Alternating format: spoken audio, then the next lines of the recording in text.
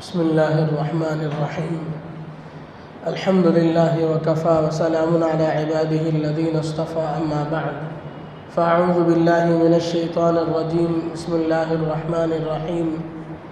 يا أيها الذين آمنوا لا تدخلوا بيوتا غير بيوتكم حتى تستأنسوا وتسلموا على أهلها. صدق الله العظيم. محترم بزرگوں، دوستوں، آج جو صورتیں پڑھی گئیں اور جو آیتیں پڑھی گئیں ان میں سے ایک آیت ہے جس میں اللہ تبارک و تعالیٰ نے ایک اہم معاشرتی مسئلے کو بیان فرمایا ہے۔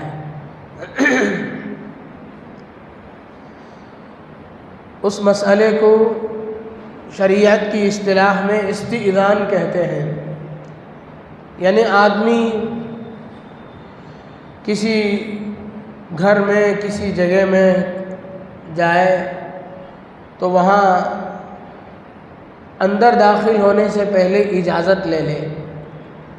ایک معاشرے کا ادب ہے، معاشرت کا ایک ادب ہے اور اسلام کا ایک قرآنی حکم ہے۔ آج یہ چیز بالکل ہی ہمارے درمیان سے نکل گئی۔ اس سے بہت ساری چیزیں، بہت ساری برائیوں سے آدمی بچ جاتا ہے اور بہت ساری مسائل کے پیدا ہونے سے رک جاتے ہیں۔ انسان جن جگہوں میں رہتا ہے وہ مقامات چار طرح کے ہوتے ہیں۔ ایک مکان ایسا ہوتا ہے جس میں صرف تنہا وہ رہتا ہے، اسے آپ سمجھیں جیسے آدمی کوئی کہیں باہر کمانے کے لیے گیا ہوا ہے، الگ ایک کمرہ اپنے لیے لیا ہوا ہے کرائے میں، وہاں ٹہر رہا ہے، اس میں اس کے علاوہ کوئی دوسرا نہیں ہے۔ ایک مکان ایسا بھی ہے کہ اس مکان میں اس کے علاوہ کوئی نہیں رہتا ہے۔ ایک مکان تو یہ ہے۔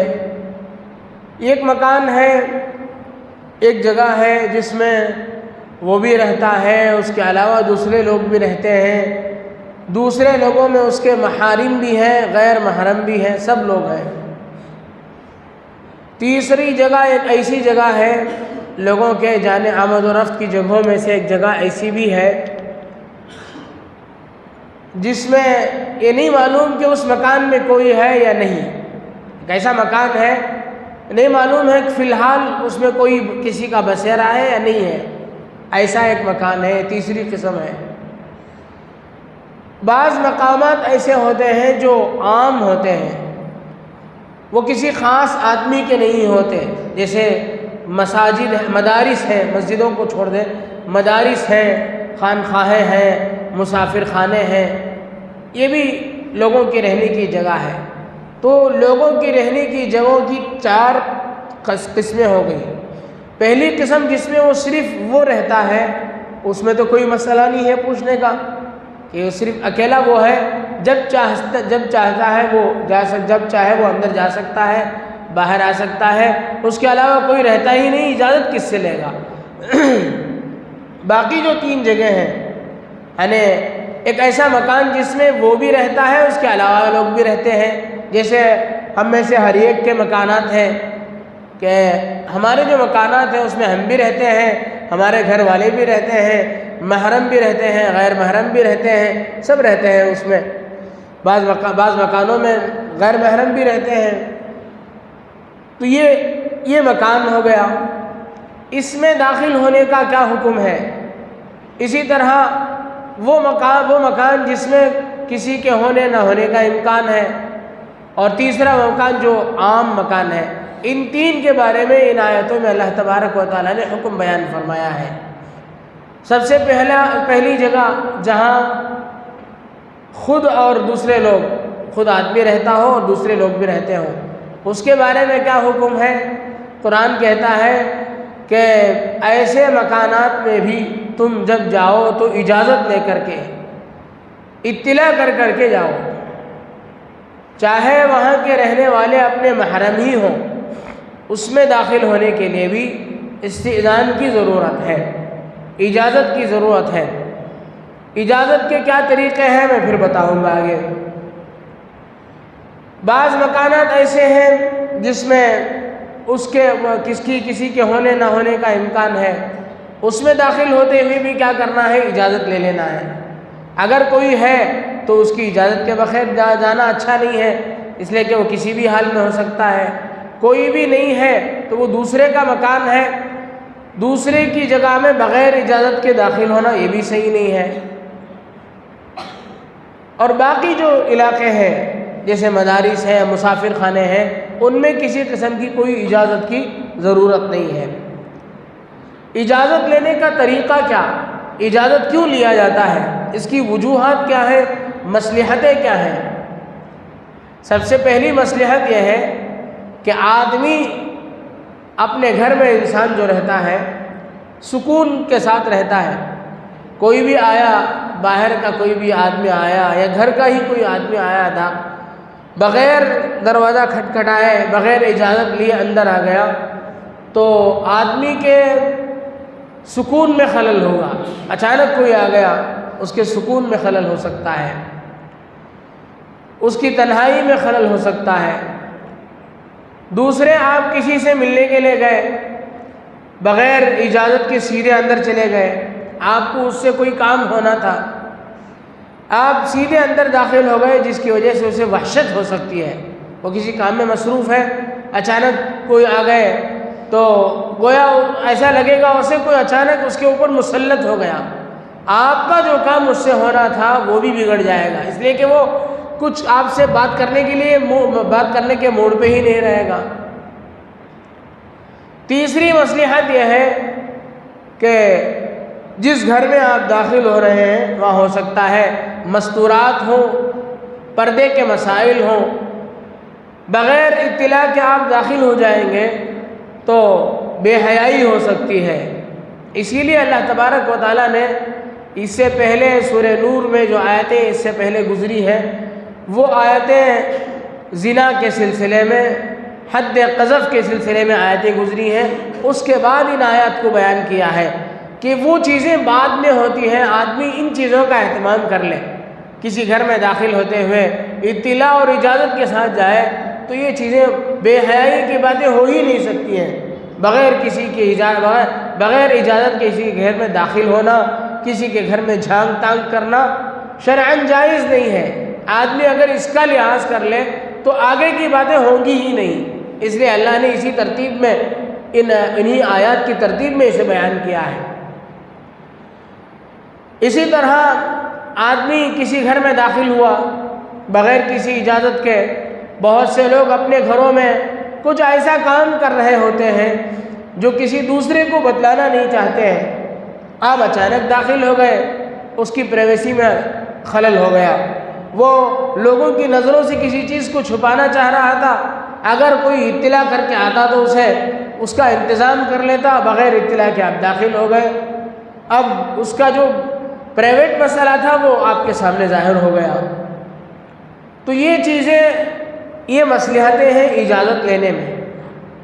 دوسری قوموں نے اسے اختیار کیا، آپ دیکھ سکتے ہیں مغربی طبقہ، مغرب زدہ جو لوگ ہوتے ہیں، مغرب سے متاثر جو لوگ ہوتے ہیں، وہ ایسے موقع پر ایک لفظ کہہ لیتے ہیں ایکسکیوز می، ایسا کہہ لیتے ہیں۔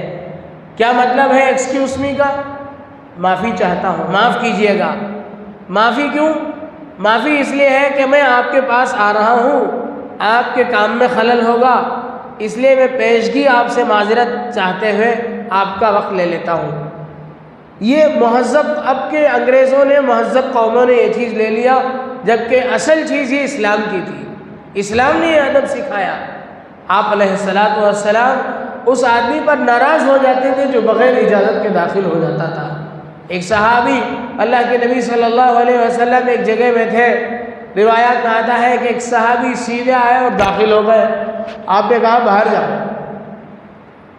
اور سلام کہو اور پھر اجازت لے کر کے اندر آؤ۔ آپ ان سے بات کرنے کے لیے تیار ہی نہیں تھے۔ لیکن آج اگر یہ چیز ہمارے اندر سے، ہمارے درمیان سے اتنی غائب ہو گئی کہ اگر کوئی اپنا آتے ہوئے دروازے میں کھڑے ہو کر کے دستک دے اور آنے کی اجازت چاہے تو ہم لوگ پوچھتے ہیں یہ کیا نیا طریقہ ہے؟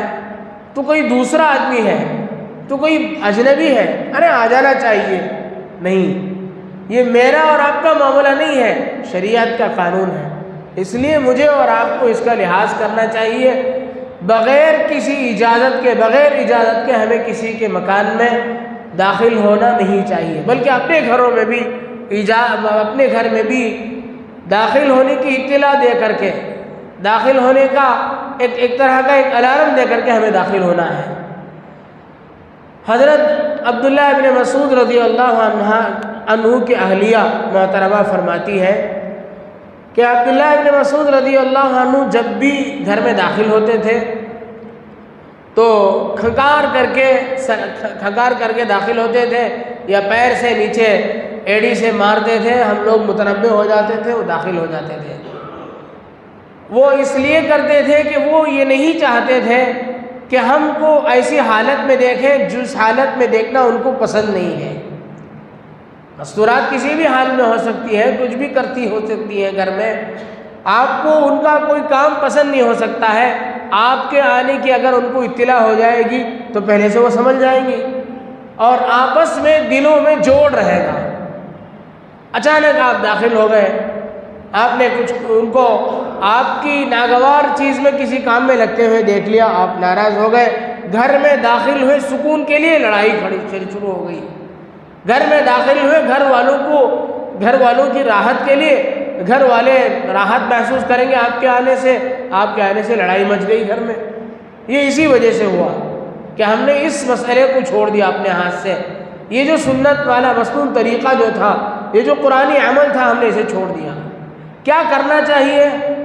کھڑے ہو کر کے سب سے پہلے سلام کریں، یا تفسیر کی کتابوں میں لکھا ہے، حضرت مفتی شفیع صاحب رحمۃ اللہ علیہ نے لکھا ہے کہ استئذان کا طریقہ ہر ملک اور ہر جگہ کے اعتبار سے، ہر زمانے کے اعتبار سے الگ الگ ہو سکتا ہے، بس مقصود اجازت لینا ہے۔ گھر میں گئے، گھر میں دروازہ کھلا ہے، باہر کا گیٹ بھی کھلا ہے، اندر کا جو دروازہ داخل ہونے کا داخلی دروازہ ہے وہ بھی کھلا ہے، لیکن آپ کیا کر رہے ہیں؟ گھر کی جو باہر جو گھنٹی لگی ہے، اسے گھنٹی کا جو بٹن لگا ہے اسے بجا رہے ہیں، گھنٹی کی آواز سنائی دی، یہ اجازت ہو گئی۔ داخل ہونے سے پہلے السلام علیکم کہہ کر کے داخل ہو گئے، بس یہی اجازت ہے اور کوئی بڑا مسئلہ نہیں ہے۔ آپ گیٹ اور دروازے کو کھلا ہوا دیکھ کر کے سیدھے آپ چلے جائیں، یہ غلطی ہے۔ استئذان کا مسئلہ بس اتنا ہی ہے۔ ہاں، اپنے گھر میں داخل ہونے کے لیے بھی اجازت لے لینا بہتر ہے۔ ایک صحابی حضرت عطاء بن یسار رحمۃ اللہ علیہ فرماتے ہیں کہ ان رجلا سأل رسول اللہ صلی اللہ علیہ وسلم، ایک آدمی نے اللہ کے نبی صلی اللہ علیہ وسلم سے پوچھا، استأذن علی امی، کیا میں اپنی ماں کے پاس بھی اجازت لے کر کے داخل ہوں گھر میں؟ آپ نے فرمایا استأذن، ضرور اجازت لینا چاہیے تجھے۔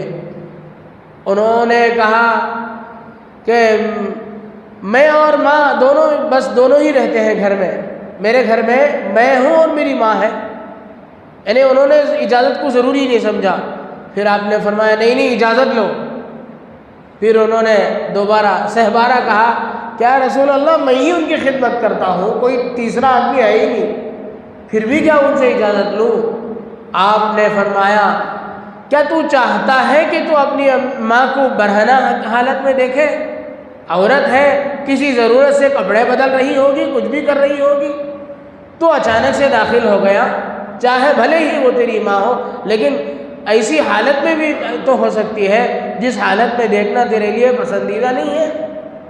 تو آپ نے یہ ادب ارشاد فرمایا کہ نہیں، اس چیز کی طرف متوجہ فرمایا کہ نہیں، یہ غلط ہے، اجازت لے کر ہی تجھے داخل ہونا ہے۔ اب اجازت لینے کے طریقے ابھی میں نے بتایا، بعض طریقے ایسے ہیں جن کو اختیار کرنا پسندیدہ نہیں ہے۔ مثال کے طور پر آپ گئے کسی گھر میں، دروازہ کھٹکھٹایا، لوگوں اندر سے آواز آئی، پوچھنے اندر والے نے پوچھا کون ہے؟ آپ کہہ رہے ہیں میں ہوں، آپ جانے آنے والے ہیں گھر میں، اس لیے آپ یہ کہہ رہے ہیں کہ میں ہی ہوں۔ گھر کے آدمی کسی بھی دوسرے ذہن کہیں بھی متوجہ ہو سکتا ہے، کیا ضروری ہے کہ وہ آپ کو سمجھ جائے؟ یہ طریقہ غلط ہے۔ حضرت جابر ابن عبداللہ رضی اللہ عنہ کے بارے میں آتا ہے کہ وہ اللہ کے نبی صلی اللہ علیہ وسلم کے گھر میں داخل گئے، گھر کے پاس، اور دروازہ کھٹکھٹایا اور اندر سے آپ نے پوچھا کون ہے؟ حضرت جابر ابن عبداللہ نے کہا انا۔ آپ علیہ الصلوۃ والسلام نے اندر سے ناراضگی کے انداز میں کہا انا کا کیا مطلب ہوتا ہے؟ میں کا کیا مطلب؟ اپنا نام تو بتاؤ۔ پھر انہوں نے کہا کہ میں جابر ابن عبداللہ ہوں۔ حضرت ابو موسیٰ اشعری رضی اللہ عنہ ایک مرتبہ تشریف لے گئے، انہوں نے دروازہ کھٹکھٹایا، اندر سے آواز آئی، پوچھا آپ نے کون ہے؟ آپ نے کہا ابو موسیٰ۔ پھر بھی اندر سے آواز نہیں آنے کی اجازت نہیں ملی، تو انہوں نے کہا اشعری، یعنی قبیلے اشعر کا رہنے والا ابو موسیٰ ہوں، کوئی دوسرا ابو موسیٰ نہیں ہوں۔ پھر آپ نے اندر آنے کی اجازت مرحمت فرمائی، یعنی ہمارا مکمل تعارف ہو جائے اندر رہنے والے کو، ایسے انداز سے ہم اپنا تعارف کرائیں۔ بعض لوگ دروازہ کھٹکھٹاتے ہیں، خاموشی سے کھڑے ہو جاتے ہیں، یہ بھی غلط طریقہ ہے۔ دروازہ کھٹکھٹایا، کوئی پوچھ رہا ہے، اپنا نام بتانے میں شرمندگی محسوس ہو رہی ہے، اس لیے کہ عادت نہیں ہے آدمی اپنے نام کو اپنا نام ظاہر کرے، عادت چھوٹ سی گئی ہے، اس لیے لوگ خفت سے محسوس کرتے ہیں اور بتاتے نہیں ہیں اپنا نام، خاموشی سے کھڑے رہتے ہیں تاکہ خود باہر نکل کر کے گھر والا دیکھ لے۔ کوئی مستورات ہو سکتی ہے، وہ کیسے باہر نکل کے دیکھ سکتی ہیں؟ مجبوراً ان کو پردے کے اوٹ سے دیکھنا پڑتا ہے، جھانک کر کے دیکھنا پڑتا ہے، بے پردگی ہوتی ہے۔ جب وہ دیکھ رہی ہوتی ہے تبھی آپ کوئی اندر سے باہر آیا کہ نہیں آپ دیکھ لیتے ہیں، تو بے پردگی ہو جاتی ہے۔ اس لیے بہتر طریقہ یہ ہے کہ ہم اپنا نام ظاہر کر دیں، خاموشی سے نہ کھڑے ہوں۔ تیسرا غلط طریقہ یہ ہے کہ آپ دروازہ بغیر کسی انتظار کے کھٹکھٹاتے ہی رہیں، مسلسل دروازہ کھٹکھٹا رہے ہیں۔ گھر کے لوگ کسی کام میں ہیں، مثلا ایک بڑا آدمی ہے دروازے کھولنے کے قابل ہے، وہ استنجے میں ہے، بچہ سو رہا ہے، آپ پیچھے پیچھے مسلسل گھنٹی بجا رہے ہیں، غلط طریقہ ہے۔ ایک مرتبہ گھنٹی بجایا، تھوڑی دیر آپ انتظار کر لیتے تاکہ وہ کوئی جو ہے اندر سے وہ باہر نکلتا، یا آپ سے اندر سے کوئی پوچھنے والا پوچھ لیتا۔ یا بعض لوگ ایسا کرتے ہیں، غلط طریقہ ایک یہ بھی ہے کہ بہت زور زور سے بجاتے ہیں، دروازے کی کیواڑ کو بہت زور زور سے بجاتے ہیں، یہ بھی غلط طریقہ ہے۔ مناسب حضرات صحابہ کرام رضوان اللہ تعالی علیہم اجمعین ناخن سے بجاتے تھے دروازہ، لیکن اتنا آہستہ بجانے سے اندر آواز تو نہیں جائے گی، مناسب آواز میں۔ ہمیں اصل مقصود ہے اطلاع دینا، اجازت لینا، یہ چیز اصل مقصود ہے، اس کا ہمیں لحاظ رکھنا چاہیے۔ اور حدیث پاک میں فرمایا گیا ادب اس کا یہ ہے استئذان کا کہ آدمی 3 مرتبہ اجازت لے، 3 مرتبہ گھنٹی بجائے، ایک مرتبہ بجایا، تھوڑی دیر انتظار کیا، پھر بجایا، پھر کوئی نہیں نکلا، پھر بجایا، واپس چلے آئے۔ اگر کوئی آدمی اندر سے آیا جس سے آپ ملنا چاہ رہے تھے، آیا، آپ نے دروازہ کھٹکھٹایا، اندر سے جس سے آپ کو ملاقات کرنی تھی وہ آیا، اس نے کہا تھا ابھی میں کچھ کام میں ہوں، بعد میں ملوں گا۔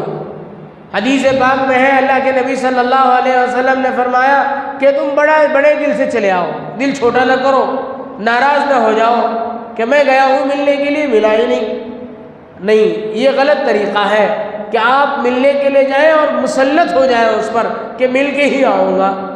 بعض لوگ کسی کام سے آتے ہیں دعائیں پڑھنے کے لیے، کسی اپنے نجی کام سے آتے ہیں، مسلط ہو جاتے ہیں، بڑی تکلیف ہوتی ہے کہ ملنا ہی ہے بس، چاہے جس سے ملنا ہے وہ آرام کر رہا ہو یا کسی ہمارے نزدیک ہمارا کام اہم ہے، اس کے نزدیک اس کا کام اہم ہے، کیا ضروری ہے کہ آپ کا کام اس کے نزدیک بھی اہم ہو؟ غلط بات ہے کہ ہم اپنے کام کو دوسرے کے لیے بھی ضروری سمجھ جائیں۔ اس لیے طریقہ معاشرت کا ادب یہ ہے استئذان کا، اجازت لینے کا، کہ ہم اجازت لیں، اجازت نہ ملے بعد میں آنے کے لیے کہ خوش دلی سے ہم چلے جائیں۔ یہ ایک طرف اللہ کے نبی صلی اللہ علیہ وسلم نے جہاں یہ تعلیمات ارشاد فرمائی، وہیں دوسری طرف آپ نے دوسرا جو آدمی ہے جس سے لوگ ملنے کے لیے آئے تو اس طرف کا بھی ادب آپ نے ارشاد فرمایا۔ حدیث پاک میں ہے اللہ کے نبی صلی اللہ علیہ وسلم نے فرمایا کہ تجھ سے جو ملنے آتا ہے اس کا تجھ پر حق ہے۔ کوئی ملنے کے لیے آئے اور تیرے پاس کوئی عذر نہ ہو تو ضرور تجھے ملنا چاہیے جا کر کے اس سے۔ اسی طرح کوئی ملاقات کی طرح ہی فون کرنا ہے، کوئی فون بھی ایک طرح کی ملاقات ہے، کوئی عذر مانے نہیں ہے، کوئی رکاوٹ نہیں ہے آپ کا اس کے فون کو ریسیو کرنے سے، اس کے فون اٹھانے سے، آپ خامخواہ چھوڑ رہے ہیں، غلط طریقہ ہے۔ آپ علیہ الصلوۃ والسلام نے منع فرمایا، آپ نے فرمایا کہ جو آدمی تم سے ملنا چاہتا ہے، فون کے ذریعے سے آپ سے بات کرنا چاہتا ہے، اس سے بات کرنا چاہیے۔ یہ جو آپ سے بات کرنا چاہتا ہے اس کا بھی کچھ حق ہے۔ اسلام یہ حق تمہارے اوپر یہ حق فرض عائد ہوتا ہے مذہب کی طرف سے کہ جو تمہارے سے ملنا چاہتا ہے تم اس کے لیے وقت نکالو، تم اس سے ملو بغیر عذر کے نہ چھوڑو۔ کوئی عذر ہے، ابھی کچھ مصروفیت ہے، بات جس نے فون لگایا ہے اس کی عادت 2 منٹ میں ضروری بات کر کے رکھنے کی نہیں ہے، وہ بات اپنی کرتے رہے گا لمبی، اس لیے اس وقت اٹھانا مناسب نہیں ہے، میں نے اٹھایا نہیں، بس بعد میں پھر اسے ضرور کال بیک کر کے اس سے پوچھ لیجئے۔ جو آیا ہے آپ نے اس سے ملاقات نہیں کی، وہ چلا گیا، آپ اس کو دوبارہ بلا لیجئے یا اس سے خود آپ جا کر کے مل لیجئے۔ یہ ادب معاشرت کا اللہ کے نبی صلی اللہ علیہ وسلم نے قرآن کی ان آیات کی ذیل میں ارشاد فرمایا۔ اس سے آگے چل کر کے تھوڑی دور جا کر کے کچھ آیتیں اور ہیں جس میں اللہ تبارک و تعالیٰ نے گھر کے بچوں کو بھی اجازت لینے کا حکم فرمایا۔ 3 اوقات میں، ہمیشہ نہیں ہے، 3 اوقات آپ نے ایسے ارشاد فرمائے۔